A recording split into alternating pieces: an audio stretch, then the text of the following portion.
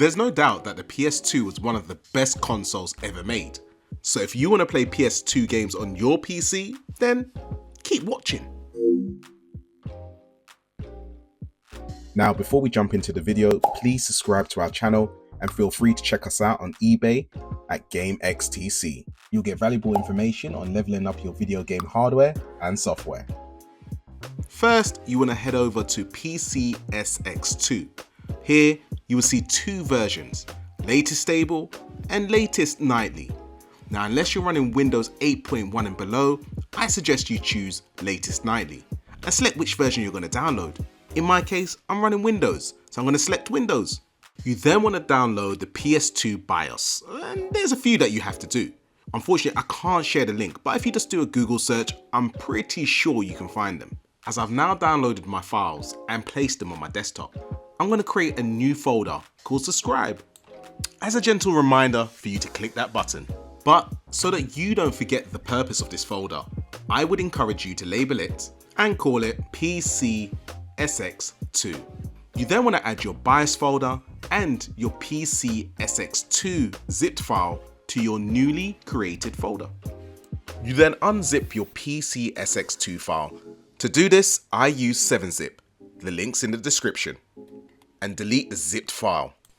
You then create a new folder called BIOS and place your PS2 zipped BIOS file into this newly created BIOS folder.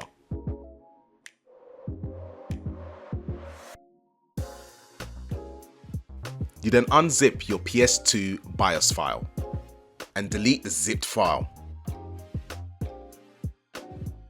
You then go back to your main folder and run the PCSX2-QT application. As I'm running this on Windows, I receive a Windows protected your PC pop-up. Now, this is not a virus, so what you want to do is click more info and then run anyway. By doing so, this initiates the PCSX2 setup wizard. The first thing you're presented with is the language and theme. The language is defaulted to the system language, both of which you can change accordingly. Providing you're happy with the configuration, you select Next, which will take us to our BIOS image. Here, we're going to locate that BIOS folder that we created and click Select Folder, and then Next. You'll then receive a pop-up asking you, are you sure you wish to continue without selecting a BIOS image? Select Yes. You can now add your game directory. Select Add and browse for your games folder. Once found, click the Select Folder button. You'll then receive a Scan Recursively pop-up. Select Yes, and then Next. As we're going to set up the controllers a bit later, on the controller setup screen, you can click Next, and then Finish. You should now be able to see the list of your games. Select the grid view so we can assign cover arts to each title that you have. But before I do that, I'm going to change the title of a couple of games. I'm going to right click the title, left click properties, and then amend the title.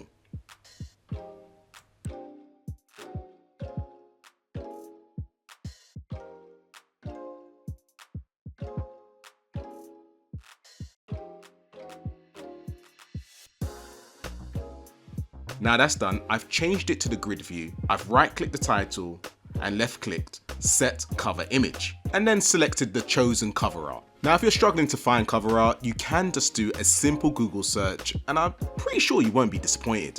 Now, when you're using this emulator, you'll realize that there are tons of features, tons of options that will allow you to run your emulator that little bit smoother.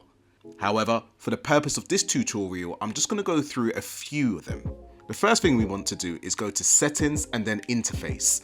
And as I want to start my emulator using the full screen, I want to select Start Full Screen. You then want to go into your graphics option, and you can adjust the full screen mode and the aspect ratio. I've selected borderless full screen and fit to window full screen. Click the close button, and then we're going to go back into settings, but this time controllers.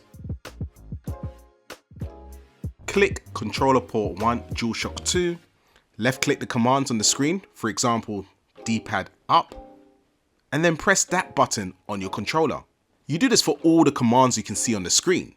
However, if you want to do it the quick way, plug your controller in before you load the emulator.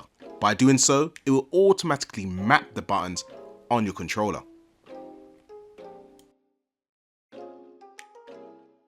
You can also create profiles in case you've got customized keys for certain games. You would simply select New Profile, give it a name, select OK, and then select whether or not you want to copy all bindings of your controller to this new profile. You can also do this for controller port 2 if you're playing a 2-player game, and if you've got more than one controller, then you can do it for those as well. Providing you're happy with your setup, you click close, and now we can actually enjoy playing our game. And on that note, I'll leave you with the Tekken 4 intro.